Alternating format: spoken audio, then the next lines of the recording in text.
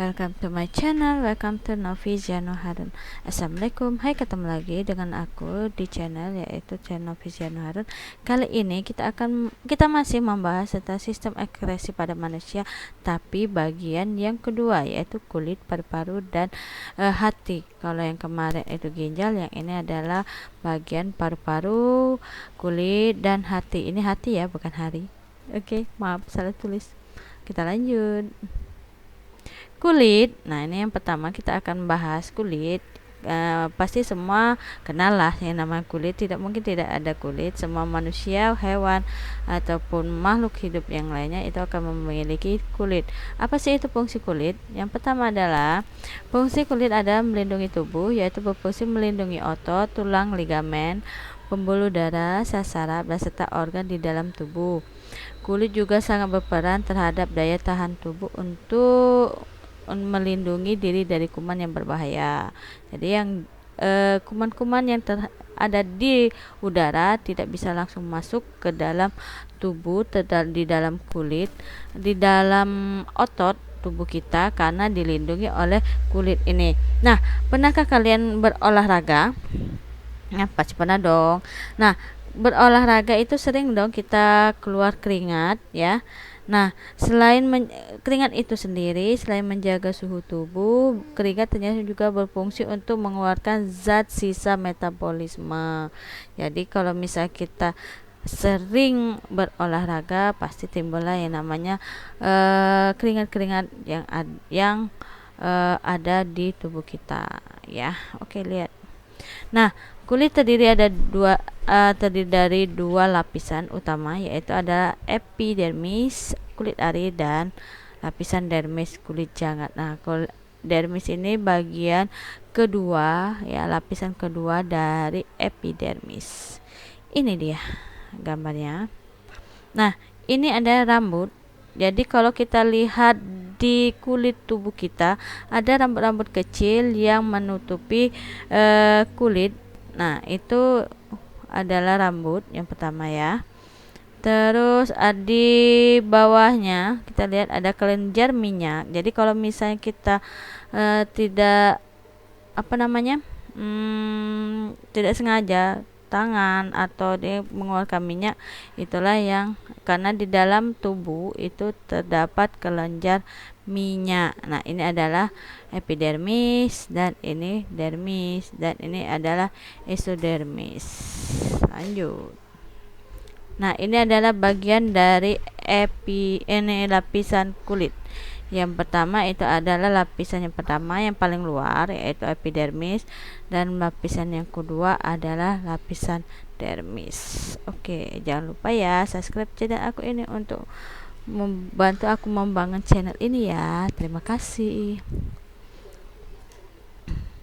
Nah, kita akan masuk ke epidermis, yaitu kulit bagian yang pertama yaitu dermis. Apa sih itu fungsi dari epidermis ya? Nah, lapisan epidermis tidak memiliki pembuluh darah. Pasukan nutrisi dan pembuang yang diperoleh dari lapisan yang paling dalam yaitu lapisan dermis. Epidermis sendiri terdiri dari beberapa lapisan sel yang disebut dengan stratum, yaitu stratum pertama corneum, yaitu lapisan ini terdiri dari sel tanduk keras yang terbentuk dari keratin. Lapisan terluar kulit ini berfungsi untuk menyerap air dan melindungi lapisan yang paling dalam. Terus ini dia. Ini adalah lapisan corneum ya. Nah, stratum yang kedua yaitu lucidum, yaitu merupakan lapisan tipis yang hanya terdapat pada kulit tebal di telapak tangan dan kaki.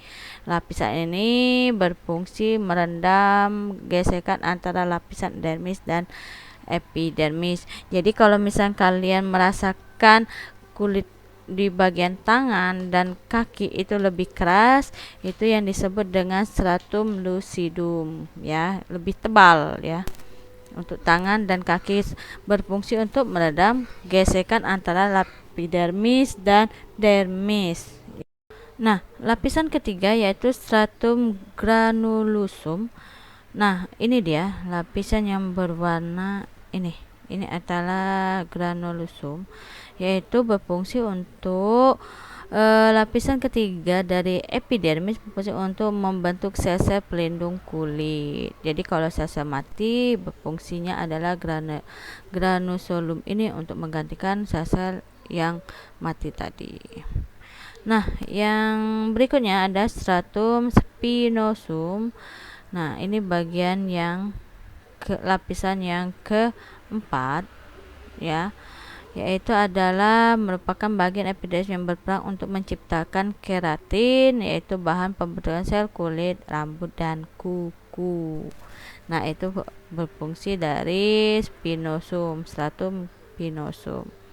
Nah, yang terakhir yaitu adalah stratum basal, yaitu merupakan lapisan terdalam di epidermis yang aktif membentuk sel kulit. Lapisan ini terdapat melanosit, yaitu sel pembentuk warna kulit atau pigmen yang berfungsi melindungi kulit dari radiasi. Tuh ya. Paham ya? Lanjut. Nah, dermis. Apa itu dermis?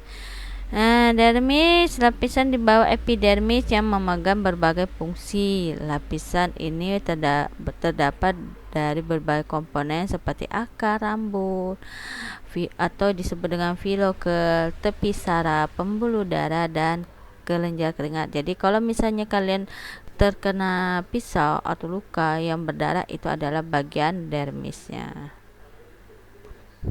Nah, fungsi dermis pada kulit manusia adalah pertama membantu mengatur suhu tubuh. Jadi kalau misalnya bagian udara itu dingin, tetapi pada saat di dalam tubuh kita akan menjadi hangat, itu di yang berfungsi adalah dermisnya, ya.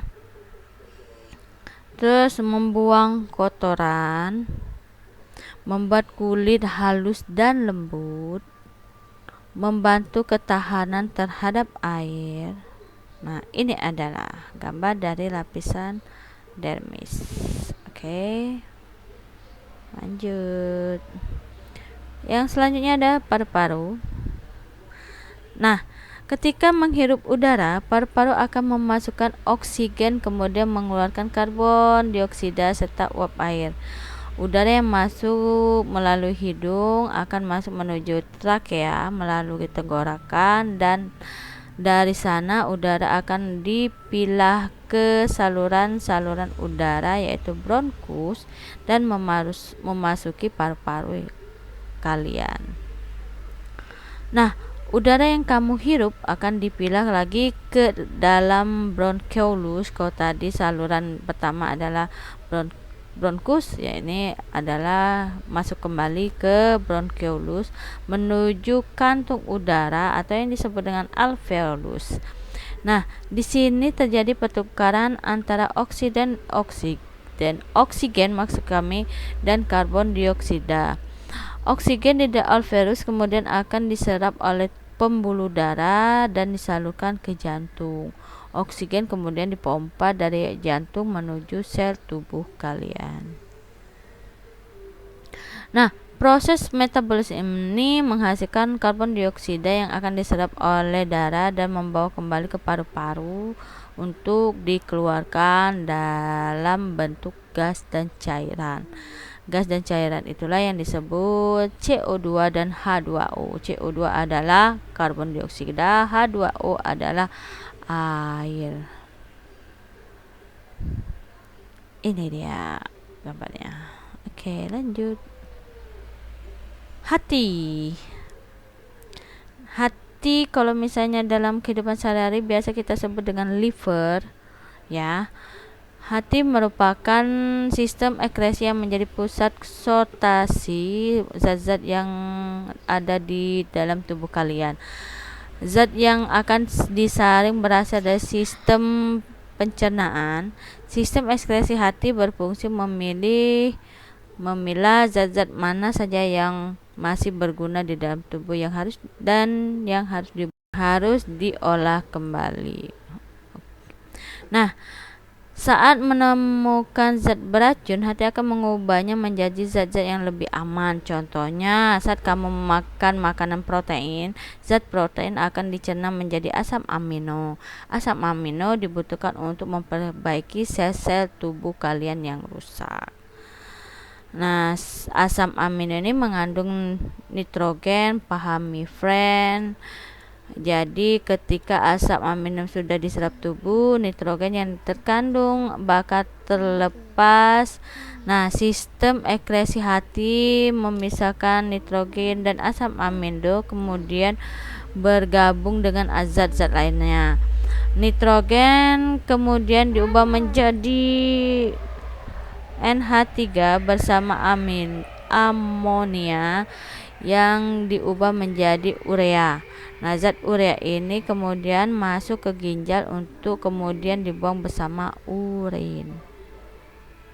Nah, ini adalah gambar dari hati. Nah, untuk tugas kalian, ini dia untuk melihat seberapa paham kalian tentang materi yang telah kita bahas tadi. Yang pertama adalah organ manusia memiliki fungsi dan sistem digesti dan ekskresi adalah hati atau hepar ya, liver ya. Organ hati dapat dalam sistem ekskresi berfungsi. Nah, fungsi dari organ hati ini apa? Yang pertama, mendetoksifikasi racun. Yang kedua, B, menghasilkan cairan empedu. C, menghasilkan albumin dan globulin. D, menghasilkan glukosa dan glikogen. Dan yang E, menghasilkan hormon glukagon untuk mengubah glikogen menjadi glukosa. Silakan kalian jawab.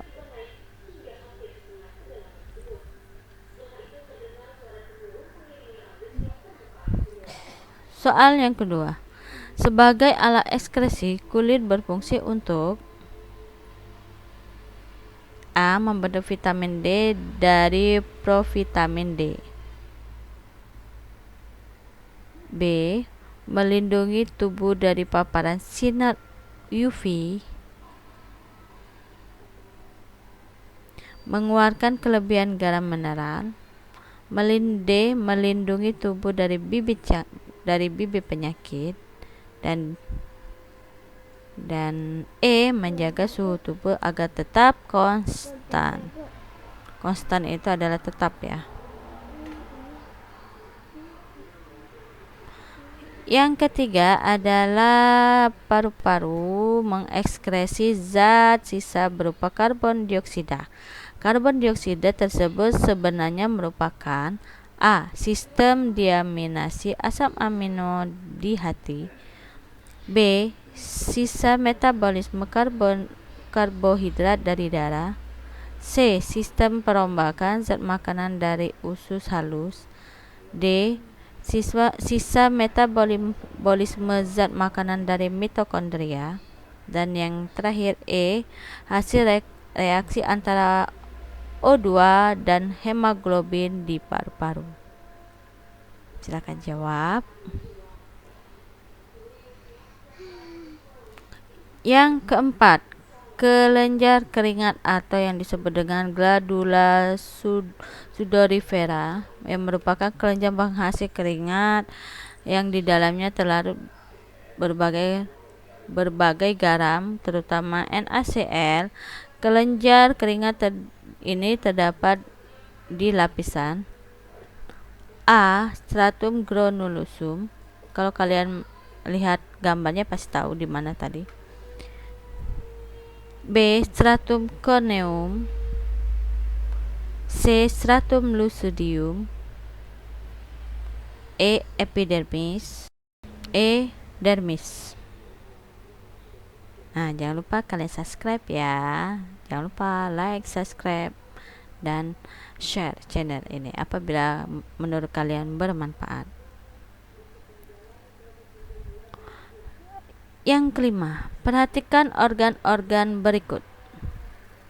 Pertama, 1 kulit, 2 paru-paru, 3 jantung, 4 ginjal, 5 pankreas.